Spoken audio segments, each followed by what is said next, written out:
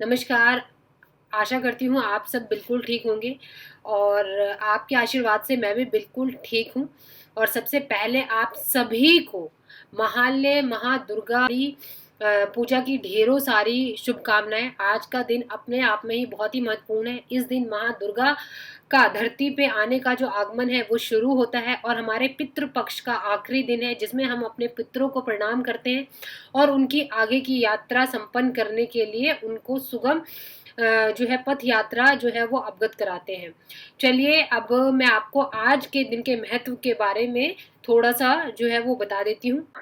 ये आज का दिन जो है वो अपने आप में ही बहुत ही महत्वपूर्ण है। 14 अक्टूबर, जिस दिन माँ दुर्गा अपने स्थान से अपने जहाँ जो उनका कैलाश स्थान है, शिव जी का जो कैलाश स्थान है, वहां से धरती पे आने के लिए अपनी यात्रा शुरू करती है। और हमारे जो पितृ हैं, जो हमारे पूर्वज हैं, जो हमारे बीच में नहीं है, वो धरती पे आज के दिन आके हमारे घरों में आके और वो अपनी आगे की यात्रा जो है वो स्वर्ग लोक की यात्रा जो है उसके लिए अपनी यात्रा प्रारंभ करते हैं। तो ये दो यात्रा आज के दिन होती है और इसके बाद जो है एक नया जो है अस्तित्व, नई चीजें जो है वो अस्तित्व में आती है। तो जो महालय अमावस्या है उस दिन हम देवी माँ को निमंत्रण देते हैं कि माँ, जिस तरीके से तूने महिषासुर का वध करके देवलोक में शांति संपन्न को जो है वो बनाए रखा, उसी तरीके से तू धरती पे आके हमारे कष्टों को हर के हमारे जीवन में सुख और शांति को बनाए रख। इस तरीके से जो है पौराणिक कथाओं में जो है वर्णित है, जिसकी वजह से हम जो 9 दिन हम दुर्गा माँ की आराधना करते हैं और उनको अपने घर में आने के लिए इनवाइट करते हैं, इसलिए उनकी पूजा अर्चना की जाती है। कहा जाता है इसी के ऊपर मैं आज आपको सारी चीजें बताऊंगी कि ये अपने आप में क्यों इतना महत्वपूर्ण है और इसका अस्तित्व में आने के एक स्टोरी जो है वो क्या है। कहते हैं कि दुर्गा माँ का आगमन और जो हमारे पितृ पक्ष जो है उनकी आराधना, ये अपने आप में ही बहुत ही एक अनोखा जो है वो एक अनोखा कहते हैं महत्व है। देवी दुर्गा जो है वो कहते हैं 14 अक्टूबर, यानी कि इसके बाद जो है 15 अक्टूबर के बाद से नौ दुर्गा शुरू हो जाता है। और इस नौ दुर्गा में देवी दुर्गा जो है वो पहले दिन यानी 14 अक्टूबर से अपने घर से पहला कदम निकालती है पृथ्वी लोक पे आने के लिए।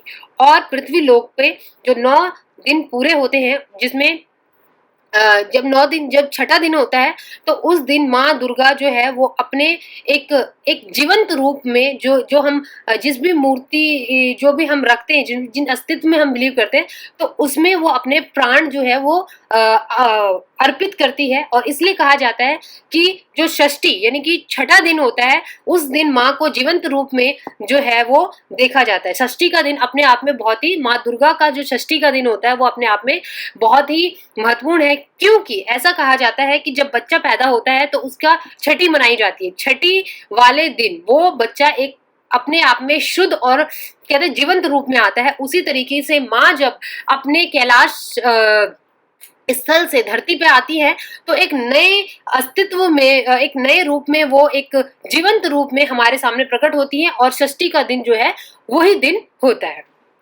चलिए अब मैं आपको बताती हूँ कि किस तरीके से ये जो माता का धरती पे आना और हमारे पितरों का जो है आज के दिन हमें भोजन कराना, ये सारी चीजें क्या है।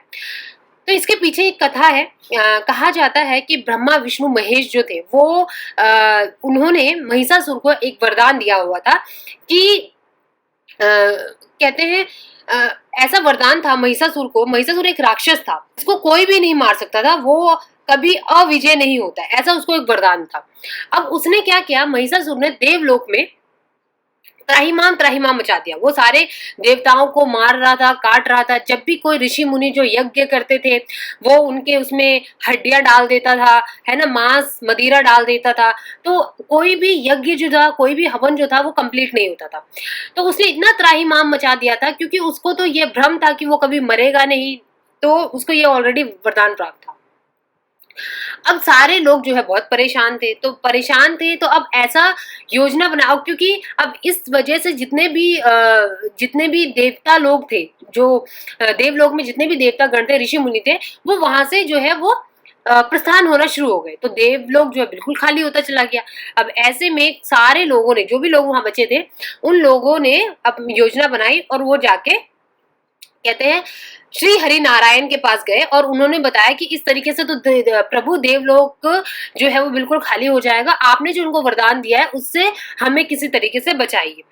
तो जो श्री हरि नारायण होते हैं और ब्रह्मा विष्णु महेश जो होते हैं, ये तीनों जने जो है एक जो दुर्गा माँ है, इनको अस्तित्व में लेके आते हैं। और दुर्गा माँ जो है वो जो है महिषासुर से जो है वो जो है युद्ध करती है। और ये जो युद्ध है वो आपका 9 दिन तक चलता है और 10वें दिन जो है वो महिषासुर हार जाता है।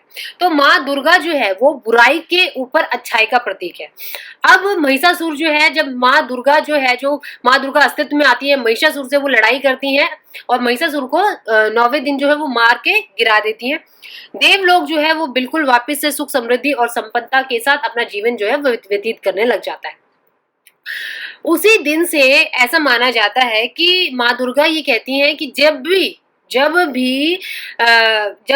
किसी भी कहते हैं ना बुराई और किसी भी अदंड तत्व का बहुत ज्यादा जो है वो अस्तित्व हो जाएगा, और जब भी मेरी आराधना की जाएगी तब मैं उनके कष्टों को हरने के लिए अस्तित्व में आऊंगी। तो तब से ये कहानी जो है, ये जो चीजें हैं, ये अस्तित्व में आ गई है। तो ऐसा कहा जाता है कि हर साल महालय अमावस्या महालय महादुर्गा जो है, महादुर्गा का जो ये पर्व है ये मनाया जाता है। इसमें आज के दिन से, जैसे नवमी जिसे आप बोलते हो, जिसमें 9 दिन तक माँ दुर्गा की हम आराधना करते हैं, तो 14 अक्टूबर से माँ दुर्गा अपने घर से पहला कदम निकालती है धरती पे आने के लिए, और वो छठे दिन तक अपने वो अस्तित्व में आ जाती हैं, मतलब धरती पे पूरा आ जाती हैं। और आपने देखा होगा कि बहुत सारी पूजा आराधना होती है और छठे दिन जो है माँ दुर्गा का जो है उनका वास्तविक रूप आ जाता है उसके अंदर। और 7वें दिन उनको जो भी सप्तमी होता है, उनको जितने भी आपने देखा होगा काफी सारे जो सप्तमी जो होता है ना, सप्तमी वाले दिन जो सुहागन महिलाएं होती है उनको बहुत सारी सुहाग की जो चीजें होती हैं वो उनको अर्पण करती है, पूजा आराधना करती हैं और पूजा आराधना करके उनको थैंक्स बोलती हैं, उनको धन्यवाद बोलती हैं। और अष्टमी वाले दिन हम उनको जो है अष्टमी वाले दिन उनकी बहुत बड़ी आराधना पूरी रात दिन होती है और उनको धन्यवाद करके उनको वापस उनके लोक में जाने के लिए हम उनका गंगा में किसी पवित्र स्थल में उनका विसर्जन बहुत धूमधाम से, जिस तरीके से पूजा, जिस तरीके से कोई उत्सव मनाया जाता है, जैसे कि ब्राह्मणों में मुंडन होता है, जनेऊ होता है, और कोई किसी बेटी की विदाई की जाती है, जब शादी होती है तो कितना ढोल नगाड़े बजा के किया जाता है। तो उसी तरीके से माँ दुर्गा को विदाई दी जाती है और कहा जाता है कि आप अगली साल फिर आना और फिर जो हमारे दुख हैं उसको आप दूर करना। तो ये एक आस्था और ऐसा पौराणिक कथाओं में जो है वो विद्यमान है। इसके साथ साथ ही कहा जाता है कि आज का दिन जो है वो हमारे जो पितर है, जो हमारे पूर्वज है, वो धरती पे आ जाते हैं और धरती पे आकर वो इतने दिन की यात्रा, जब से उनका देहांत हुआ है, जब से वो इस लोक से गए हैं, तो उसके बाद से जो कहते हैं 3 साल तक, ऐसा जो कथाओं में है कि 3 साल तक वो हर साल जो है पितृ जो है, जैसे जिनकी इस मान लो कि जिनकी मृत्यु हुई है, वो उस मृत्यु के 3 साल तक हर साल जो है वो धरती पे आते हैं और धरती पे आके और अपने कहते पृथ्वी लोक और स्वर्ग लोक के बीच में एक पितृलोक होता है, उस लोक में वो रहते हैं और 3 साल तक वो आते हैं और उसके बाद अपनी यात्रा शुरू करते हैं, फिर आते हैं और अपनी यात्रा शुरू करते हैं। इस बीच में उनको जो भी हम भोजन या जो भी हम चीजें अर्पण करते हैं वो उन्हीं से अपना गुजारा करते हैं। तो इसीलिए लास्ट जिनको पता होता है कि उनके पूर्वजों की तिथि कौन सी है, उस दिन वो उनको भोजन जो भी है वस्त्र वो अर्पण करते हैं और उन्हीं वस्त्रों और उन्हीं भोजन के साथ उनके पितृ जो है वो आगे की यात्रा जो है शुरू करते हैं। लेकिन जिनको नहीं पता, उस दिन वो आखिरी वाले दिन, जैसे कि आज का दिन है, वो उस दिन अपने पितरों को पूजा आराधना, भोजन, वस्त्र जो भी उनको अर्पण करना होता है पितृ पक्ष में कहते हैं, वो अर्पण करते हैं। और उनके पितृ जो है, उनके जो पूर्वज है, वो आके वो चीज लेके और अपने जीवन की यात्रा जो है उनका जो है जो भी उनकी यात्रा है वो आगे की यात्रा शुरू करते हैं। इसलिए बहुत महत्वपूर्ण माना जाता है कि इसको अच्छे से करना चाहिए, क्योंकि हमारे जो पूर्वज हैं, जो हमारे पितृ हैं, उनके पास वही चीज रहती है अपने जीवन की आगे यात्रा करने के लिए। जैसे कि हमें भूख लगती है, हम खाना खाते हैं और खाना खत्म हो जाता है तो हमें बेचैनी हो जाती है। इसलिए कहा जाता है कि ये जो पितृपक्ष है ये अपने आप में महत्वपूर्ण है। जो भी हम अपने पितरों को अर्पण करते हैं वो उसी से अपने जीवन की आगे की यात्रा जो है वो संपन्न करते हैं। इसलिए कहते हैं बहुत अच्छे से इस चीज को करना चाहिए, पूरी आराधना अनुष्ठा के साथ। जो भी मंत्र उनके लिए, उनकी शांति के लिए इंपॉर्टेंट है, उस चीज को जो है वो यूज करना चाहिए। अगर मैं बात करूं कि ऐसा कहा जाता है कि माँ दुर्गा जो है, माँ दुर्गा का जो एक एक रूप है वो हमेशा अच्छाई को प्रदर्शित करता है और बुराई का हमेशा से नाश करता है।